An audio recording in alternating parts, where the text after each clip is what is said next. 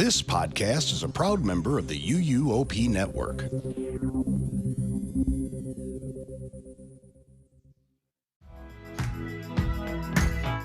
Your attention, please, and welcome to the Portkey Passport, a Disney podcast for adults, where we discuss all things travel, Disney, and beyond.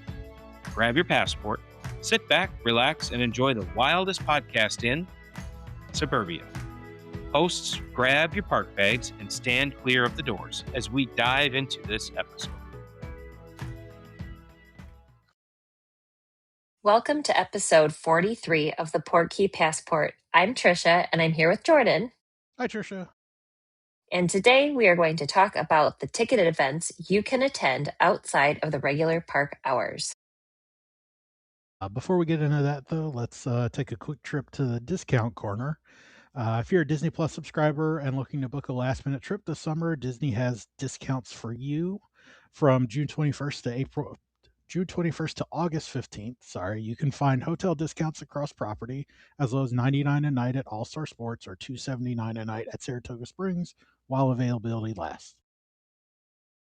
I think that's pretty good. $99 to stay on site. That's not bad. Yeah. We wanted to let you know that Jordan is going to be taking a short break because he's going to be a dad soon. So that's exciting. I am, yeah. So we will have a few different voices coming up on the show in the coming weeks to give some travel highlights of things that they've done. So stay tuned. And if you've recently taken a trip, reach out to us at Portkey Passport at portkeyvacations.com. We'd love to have you on the show for a trip report. So on to our main topic tonight. We are doing special ticketed events at the parks, and we decided to cover both coasts. Hopefully we hit all of the major events. And the first one that we're going to start with is Disney After Hours. So this occurs select nights, typically January through September. They generally don't do things in the Magic Kingdom past July, though, because it conflicts with a lot of the Halloween party nights. And they probably want to have the park open a couple of nights for regular guests. These tickets will cost you $175 at the Magic Kingdom and $155 at Epcot and Hollywood Studios per person. I know that sounds like a lot, but it does limit capacity. Your ticket will also include popcorn, novelty ice cream, so like Mickey bars, and non-alcoholic beverages. And it's pretty much all you care to enjoy. So you can stock up and have some of those bottled beverages in your backpack for the next day. They have some unique character meet and greets available. Most of the rides are open during this time. And your ticket will allow you to enter the park as early as 7 p.m. And it runs 3 hours after park closing. So you'll have generally like 5 to 6 hours for this event if you get there at 7 p.m. because the park they're usually open about an hour or 2 hours for kind of when people are mixing in for these events. So I think it's a little pricey when you're thinking about less than half a day, but I don't know. What are your thoughts on this? I think it's all about how you look at it and your priorities for the park. If you really want to ride everything, I think $155 for that is a tremendous value. That's true. I've seen folks on social media say on the Epcot nights they've done Guardians 3 or 4 times with basically no wait. Wow. That's pretty cool. Yeah. So I think it is a great value if you're especially interested in rides, totally worth it. And the popcorn and Mickey bars and non-alcoholic beverages are just kind of the cherry on top. I wanted to do like a quick math. How much does a Mickey bar cost in Disney anymore? Uh, I don't know off the top of my head, but I'm gonna assume $7, something like that. Yeah. So if you wanted to get your money's worth, You'd have to have a fair number of Mickey bars to. So they're $6.50 at the ice cream carts usually. So if you want, you could have 27 Mickey bars to break even. Do they let you bring a cooler bag in? I bet if you had it in a backpack, they wouldn't think twice. You could probably get away with it, yeah. You just go to all the different areas like 30 minutes before the park closes and you just load up on Mickey bars. I think eventually someone might figure out what's going on. They're like, hey, haven't you been here before like 6 other times? Oh, that'd be hilarious. Yeah. So, what's our similar event out in Disneyland? So Disneyland also has Disneyland After Dark events. They're usually themed around their Star Wars night, Pride night, Sweethearts night. You'll get various character meet and greets, specialty food and merch, special photo ops. Select attractions will be running. Generally, for most after hours events, most attractions run, but not shows and things like that. So most rides run, but not shows. There's usually some sort of show or parade and evening fireworks.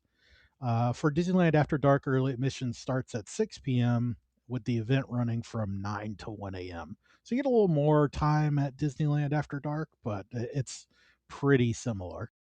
Yeah.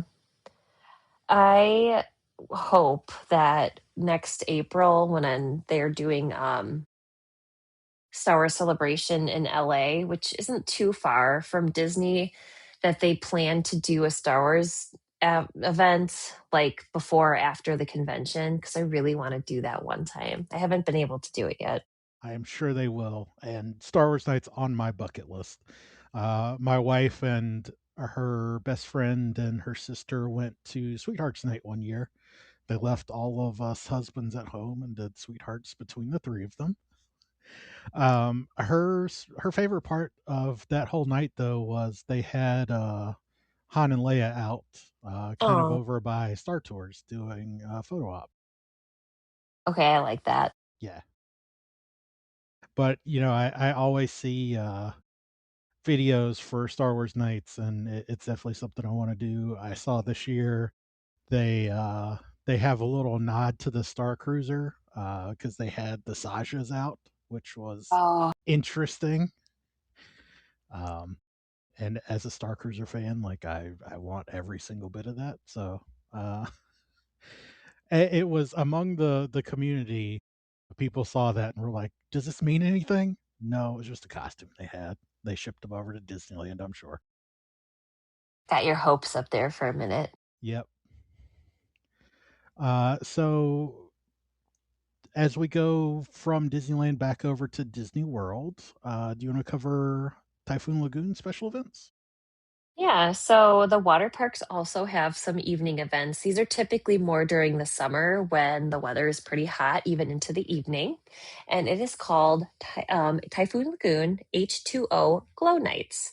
So that you can start arriving at 6 p.m. for the event. And the ticket runs from 8 p.m. to 11 p.m. I believe the park itself closes at 8 p.m. So you get an additional, what is that, 3 hours in the water park. And honestly, that's enough time to do what you need to do. This is a pretty reasonably priced event. It's $85 for adults and $65 for kids 3 to 9. They have a poolside DJ. They have special lighting packages throughout. So, like, waterfalls and things are all lit up in ways that you don't normally see that during the day. Um, They also include the popcorn, ice cream, and non-alcoholic beverages. And I'm guessing that with Cool Kids Summer, Goofy and Stitch are going to be out in the water parks. My guess would be they'd probably see some roaming characters when you're doing H2O Glow Nights as well. That would be cool. I think I'd rather spend the $85 on a really nice meal, though, to be honest. I kind of agree with you on that. Maybe you'd see me over at Disney Springs and not Typhoon Lagoon. 5 hours in the lazy river, I'd come out like a raisin. Yep. Yeah, I've not actually been to Typhoon Lagoon at all. I'm not a huge water park person. Do you think it's worth it for that amount of time? Honestly, no, especially now with the water park included on your first day if you're staying on site. We took advantage of that last year, and I paid really close attention to which water park was under refurbishment when. So when one opened and they were both open, we went to the one which was Blizzard Beach at the time that had been refurbished the most recently. We did the opposite water park because we had a feeling that Typhoon would close the next time we were out there, and was. So I like planned it perfectly. So we were able to do both of the water parks for free. So that's another reason if you're especially there during the summer when a lot of these events are going on, it, I don't see the value of paying for it if you can do it during the day and it doesn't cost you anything. Yeah, I think just my opinion. If I was, interested, like tangentially interested in a water park, I might splurge and stay at Beach Club and go to their pool instead of a water park ticket. It's a nice pool. It is. We did it. We've done it once. We always see it when we go to Beaches and Cream, but we've never Yeah. stayed there. The last time I was there, it was still under refurbishment. Do you know Yeah, if that it's was opened sad. back up yet? It is. Okay. There's a lot more sand there now. I will say, so when we stayed, it was during um, COVID, and we did not get park tickets. We just wanted to not be like at home because we were getting cabin a little stir crazy, and so we splurged on the hotel. And honestly, it that there's so much to explore there. The worst part though with it being a sand bottom pool is that it really tears your feet up if you're in that pool. Like we were in there literally all day for like 3 days straight. So wear water shoes. For sure. Yeah. And you're so close to the boardwalk as well. And just take the Yeah. boat over and you've got another resort to explore. Yeah. It's a great area in general. It is. I'm Yeah. glad it's starting to become more lively again, and they have more evening entertainment and stuff coming back. So Don't get me we started on jelly rolls though. well, is that still planning to reopen in Disney Springs or right? I I I haven't thought I heard heard anything that. about that. Oh, maybe that was just a rumor. That was sad Yeah, that it that was. closed. I enjoyed that. They had some great performers when we were there. Yeah, So, it's always interesting when you see performers hop around Disney properties. One of the piano players there was on our Wish cruise. oh, funny. Yeah, and he was the keyboard player during the Pirate Night fireworks, and he was around the ship the whole time. And then, we just saw a video of him at Jelly Rolls, and we're like, oh, I guess that's an upgrade. So he does land and sea. Yeah. All right, well, we're going to do ping pong and head back over to the West Coast, this time to DCA. What do we got going on over there? So for DCA, they run grad nights. It's a California Adventure only event for graduating seniors from high school. You can purchase a just party ticket for $129 per person, or a full day at DCA and the party starting at $159 per person, which is seems really good. You can get Park Hopper for the party starting at $239 per person. I think if I was doing that, I would definitely just book the 159 ticket. It does run multiple days through May and the first half of June from 9 p.m. to 2 a.m. Many attractions will be available, various DJs throughout the park, specialty food and photo ops, and character meet and greets.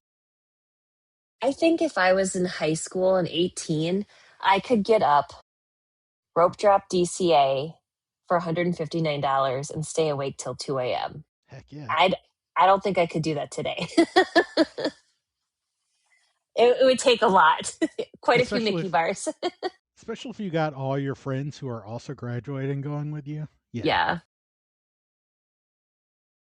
I I haven't heard much about this, but from my understanding, generally the kids are pretty good. You don't hear a lot of like bad behavior, which is nice because you know, that's right by like California, Grand Californian and stuff. And I would just wonder if people who are staying there really want to be hearing like hooting and hollering until 2 a.m. So, but I really haven't heard any like negative reports about that. So they must do a nice job. Yeah, I wouldn't expect anything less at Disney. The one thing you might want to look out for, though, is if you're planning a trip, Oh, yeah. if you're going on a time where this party might be going, DCA is probably going to be a little more crowded than it would be otherwise. Yeah. All right, so let's hop back over to the East Coast and cover some of the holiday parties. Our first one is Mickey's Not So Scary Halloween Party. Tickets this year start at $119. That's going to be like your August on a Thursday, and weekends and dates closer to Halloween night are going to be a bit more. I'll be down in Orlando mid September, and I was looking. There's a party one of the Sundays, and it's $169, and I was like, oh, it's a little more than I want to pay, but I'm also like, it's the only time I'm going to be in the area, and I really like this party, so I might do it. Yeah, don't blame you. Entry starts at 4 p.m. and the party itself runs from 7 p.m. till midnight. Uh, Kids of all ages, so including adults, are allowed to dress up in like actual costumes. You don't have to just Disney bound. However, you cannot cover your face, so no masks or helmets. There's trick or treat that provides free candy, and we're not talking like those nondescript caramels or like red hots or whatever. These are like Starburst, Skittles, M&Ms. They're name brand, which is pretty awesome. And they also have some specialty areas for people who are in need of like allergy friendly treats. There's merch available. Select attractions will be open. I feel like this is the one that has the most attractions closed or altered, because I know some of like Monsters Inc. is just a walkthrough because they use it as one of the trick or treat lines. But you can sit down in there and they've got everything themed to Halloween. Um, the train does not run. I learned that, and it'll be closed anyway because it's sadly it'll be done in a few weeks here in its current form. The Carousel of Progress does not run during the parties either. Um, in addition to Monsters Inc., Space Mountain has an overlay, or I guess a nothing, because everything is dark. It's pitch black. That's so disorienting. Have you ever ridden this during a party? I have, and I enjoy it, but I definitely understand where you're coming from on it being a little disorienting.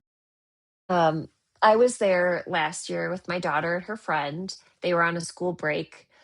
They were Chip and Dale. I was an acorn.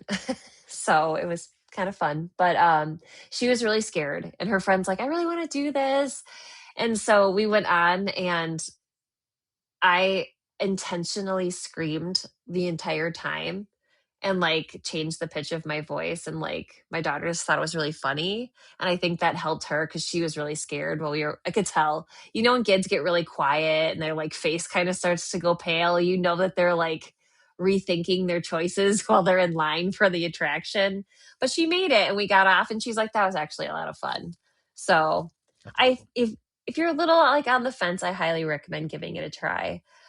There's also specialty character meet and greets. A lot of the characters are in costume. There's a Hocus Pocus Villain Spectacular show in front of the castle multiple times during the night. They do Disney's Not So Spooky Spectacular Fireworks Show. And generally, if the weather is good, twice a night, they'll offer the Boo to You parade, which is my favorite parade of all the parades. So Yeah. Not So Scary is my favorite after hours event. Um, I, I I cannot overstate how much candy you get at the trick or God, treat stops. it's Uh, true. my my family and I usually go on Halloween. We're not going to do that this year because we will have a newborn, but hopefully we'll pick that back up. But we usually go on Halloween night. And one year I went dressed as Finn the Human from Adventure Time, and his costume has a backpack. I walked out of Not So Scary with that backpack full of candy. It was the last party, so at the end of the night, I was They're going through just the candy stops, and they were literally just shoveling candy into the backpack. oh my gosh, It was that's crazy. hilarious. My favorite thing about the whole party is when you enter and they give you that tiny little bag and you're like it holds like 10 pieces of candy and you fill that thing in like one stop. It's like so that makes me laugh. Do you have any favorite character meet and greets when at this party? I always you like the more rare character meet and greets. Like the first year I went, this was in the 2010s, maybe 2013. Um, the entire Seven Dwarves were one of the photo ops, which Oh, was that's cool. crazy. Yeah. But I always try to catch Max as Powerline. I love him. Yes. I I hope this like doesn't offend, but I am not the biggest fan of The Nightmare Before Christmas. I know, gasp, clutch your pearls. But it always amazes me how long the line is to meet Jack and Sally for that. And I just cannot spend my time standing in line for a character meet and greet. Yeah. I won't do it. Yeah. The one thing I will say about Not So Scary is if you are trying to get in at 4 o'clock, it's going to be a madhouse. Yeah. You will see, a line formed outside of the tickets back to the monorail. They'll have people corralled out in that area. It's crazy. Yeah. So my thing I always do is since I'm an annual pass holder, if I'm going, we'll go and get there at 2 or 3 in the afternoon. We'll have our costumes maybe in a bag. And once it's 4 o'clock, we'll go get our wristbands and change into our costumes. Yeah. So I've done it both ways. And when I was with my kiddo, I had an annual pass, but she doesn't go enough because of school and everything. So we had just regular party tickets that day and waiting out in that like Esplanade area, so hot. It was so hot that day. Yeah. And we got there like 45 minutes early and we were already like 100 people deep. But the year before I'd gone with my parents and we went as Huey, Dewey, and Louie. And we had gotten they wanted one day at Magic Kingdom. So I was like, well, let's just get park tickets. And again, we did similar to you. We got in around noon. We slept in late and just went spent some time at the pool. And then we got there around noon. And then instead of spending party time eating, we ate at Skipper Canteen at like 3 o'clock. And then when we were done, we there's a band distribution just up in Adventure Land from Skipper Canteen, so it's just really convenient to be in the park, and those lines are so much shorter. Yeah. And Skipper's Canteen, underrated sit down restaurant for sure. I know, I love that place. I like their fried chicken. I don't know why, but it's really good to me. Uh, the other side of the coast, though, we've got Oogie Boogie Bash. I don't know if you've been to Oogie Boogie Bash before, but I've been and had a lot of fun. what what do you notice are like similarities and differences between the two coasts? So you still get you get treat trails at Oogie Boogie, which are kind of similar to the trick or treat, but they all have a character theme. So one year, one was after WandaVision came out, one of them was Agatha, and you get a character interaction as you're getting your candy. So I think that is a little more interesting spin on the candy lines. You still get the same character meet and greets. They do have a parade as well. It's a little different, but it's a pretty similar vibe. I'll say you see a few less adults in costumes over in DCA. Uh, but the thing with Oogie Boogie is there is a dessert party and a VIP tour. Ooh. Yeah, so I think the VIP tour is returning this year. I think that might be the first time since COVID that they're doing it. Um, but it's definitely if you're into Halloween, those two things are you're already booking the extra ticket. Why not add a little extra to your extra? Here you go. It's the sprinkles on the whipped cream. Exactly. It's the cherry on top. So do we Well, want to how bounce back go ahead. to Yeah. the East Coast for Christmas parties?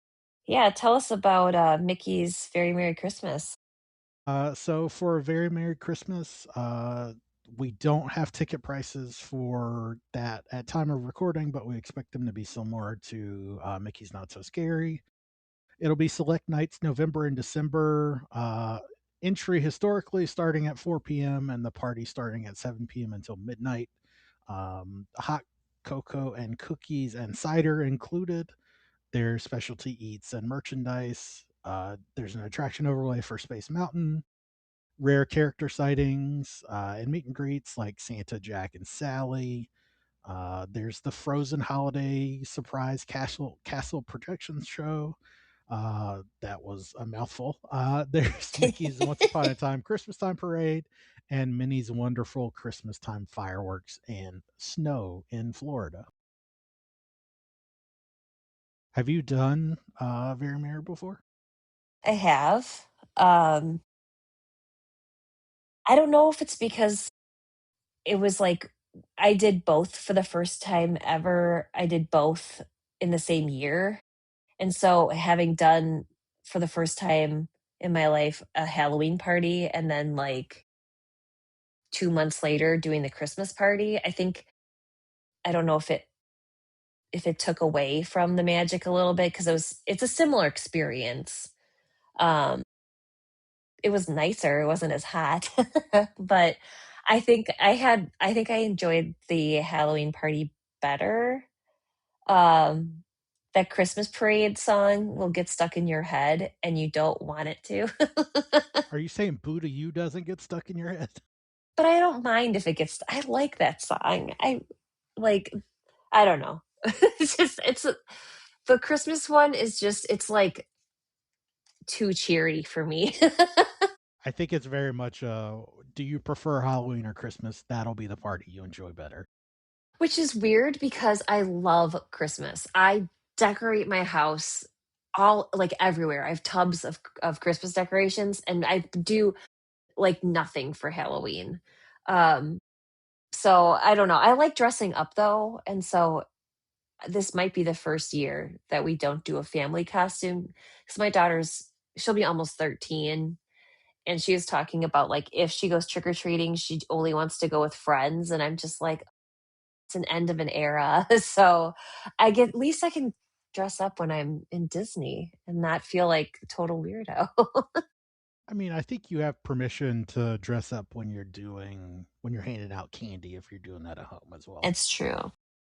You know, the other thing too about the Christmas party that I don't like as much, like it's nice that they hand out cookies that are individually wrapped, but like we don't it's a lot of cookies to eat. And so we were like putting them in our backpack and stuff and they just got smashed. Yeah. So if you're gonna save them and you have like a backpack or something, I'd recommend bringing like a plastic container or something that's a little more structured so that your cookies don't get like totally I mean, they were ours was just crumbs by the time the party was over.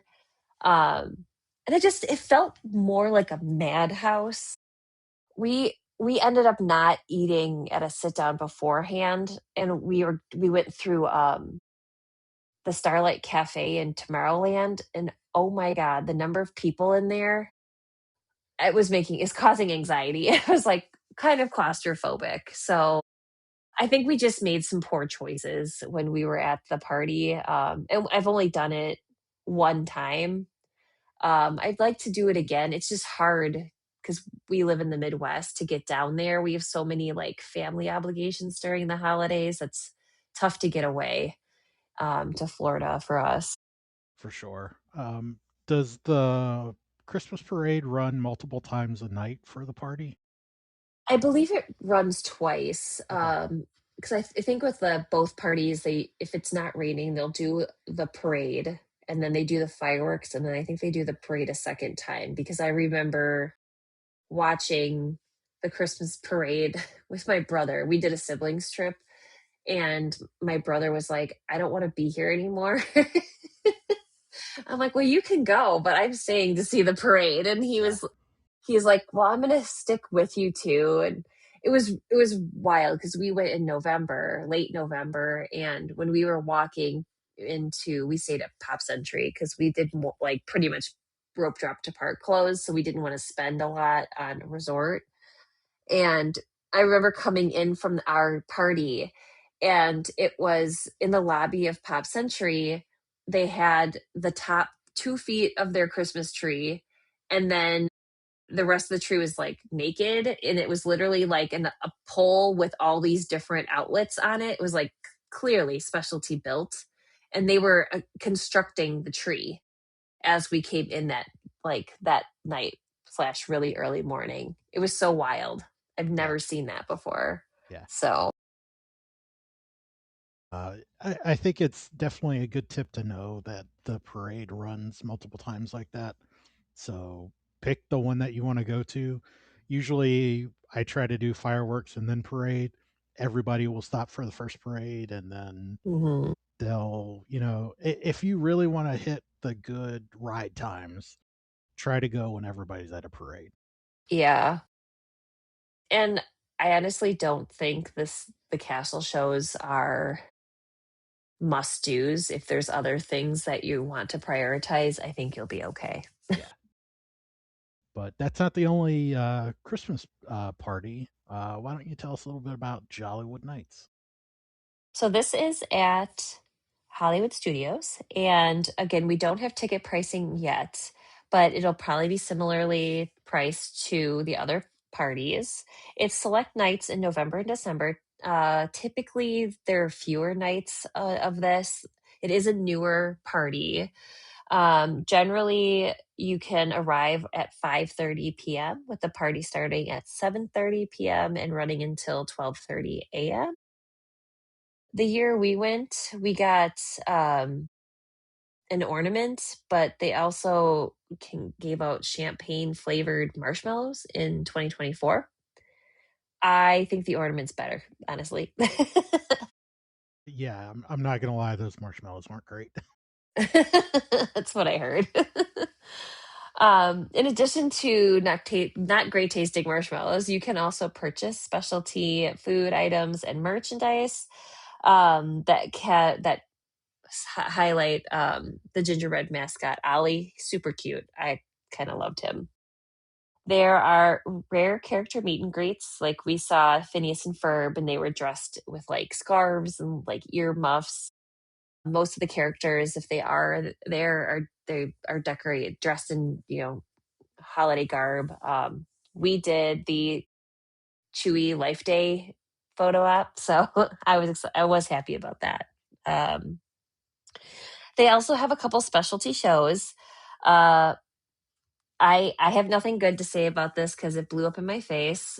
We tried to see the Muppets Christmas show and it did not take off. They canceled the first one after they made people wait 45 minutes. And then when we went and tried to do it again, it ran for 15 minutes and then was canceled. And so we lost a good portion of the night to that. And we were really irritated. So I'll be interested to hear your take on this because I think we had different experiences. There's also a Nightmare Before Christmas show, and they have an ice skating show in front of the Chinese theater. And smaller live bands are kind of scattered throughout the park. Um, they also, actually, I enjoyed this most. almost more than anything else that we saw. They have these brief projection shows that they um, have on the Tower of Terror. And these things are literally like 2 to 5 minutes long, and then it'll snope um, outside of the Tower of Terror, and then it won't be anything for like a half an hour, and then they'll do another one. And then to end the night, they do a projection show called Jingle Bell, Jingle Bam on the Chinese theater. It was cute. I'm glad we saw it because we are pretty big fans of Prep and Landing. But I think it's hard because the party fireworks at Magic Kingdom are just so much more spectacular that this kind of pales in comparison. But what are your thoughts? So I absolutely loved the Muppets show. Has very much, Christmas special variety show vibes, like the old Yeah. Muppet Show would have. So it was something that I liked, but I totally get if you had most of your night eaten by not getting to see it, how it would kind of uh, make you a little jaded towards it. I also really love the band at the Tip Top Club at Tower of Terror. Yes. My wife and my wife plays tuba and is into jazz and classical music, and just we both years we've gone, we've made it a point to go and get one of the special cocktails over there and dance with the band. Out of the parties, you did mention the Halloween party. What of the two Christmas parties would you recommend people check out? I think it very much depends on what you want to get out of it. Again, I I I love Hollywood Studios. It's my favorite park, and to get to go when, there's not a ton going on and get to, ride rides without having to wait in line and get to meet Chewie in his Life Day outfit. To me, that is worth it for Jollywood Nights. I'm not a huge Magic Kingdom person, so I'm pretty rarely going to recommend, or I'm going to not choose Magic Kingdom most of the time. But if you love Magic Kingdom, obviously that's where you should go. I think Jollywood is uh it's still got some growing pains. It's gotten progressively better every year, but it still kind of pales in comparison to the things you get to do at the Very Merry Christmas Party. So I love aspects of Hollywood Studios. I think it'll be better when Monsters Inc. is up and running. Um, they've now got the Muppets version of Rock and Roller Coaster. So there's things that are coming back online. But for a while there, it kind of felt like Epcot, where it's just a lot of walls, a lot of things that were under construction. So I do enjoy that park, but I don't know. There's just I like the decor, like the old kitschy decor in that park as well. But there's just something I don't know with having. I mean, you might this might change for you when your kiddo's a little bit older. It feels different as a parent going to Disney World and going to Magic Kingdom with a kid versus going as an adult only. For sure. So I think that's why I would probably choose the Christmas party at the Magic Kingdom, and the fact that we just had a little bit of a bummer experience. I will say that was the shortest standby queue we had for Slinky Dog, though, was at that party. We waited maybe 20 minutes, and I was like, I wish this was always. So, I think the other thing too, there were characters I really wanted to meet Phineas and Ferb, but again, we had lost at least an hour of time, and I think that's the one challenge with any of these events is that if you feel like you've lost a chunk of time because something didn't go right or the line was longer than you expected, um, you can be a little jaded towards it. So I would say pack your patience and your expectations because something is probably not going to go the way you want it to, and you don't want it to ruin your night. For sure. Um and I totally get the change when you have small kids going to Magic Kingdom. That that perspective is just me as a married adult who got married at Hollywood Studios. So uh, take that with a grain of salt. I can't wait to hear stories when you're able to start taking your kiddo. Um, that'll be great. Yeah, we have a trip to Orlando in October, but I doubt we're gonna go to the park with her that early. But definitely January. We will probably try to get over there with her. That'll be a nice time too with the temperatures and a newborn. It'll be a little easier. Yep. Well, I think that about does it for this episode.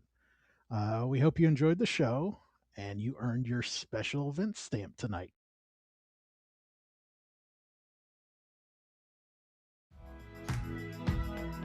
If you're looking for a great, big, beautiful tomorrow, continue to follow us on Facebook and Instagram. Just search the Port Key Passport. Want in on the antics? Send us a transmission at portkeypassport@portkeyvacations.com with your comments and questions. Listen and subscribe on Apple Podcasts, Spotify, Google Podcasts, and everywhere else podcasts are found.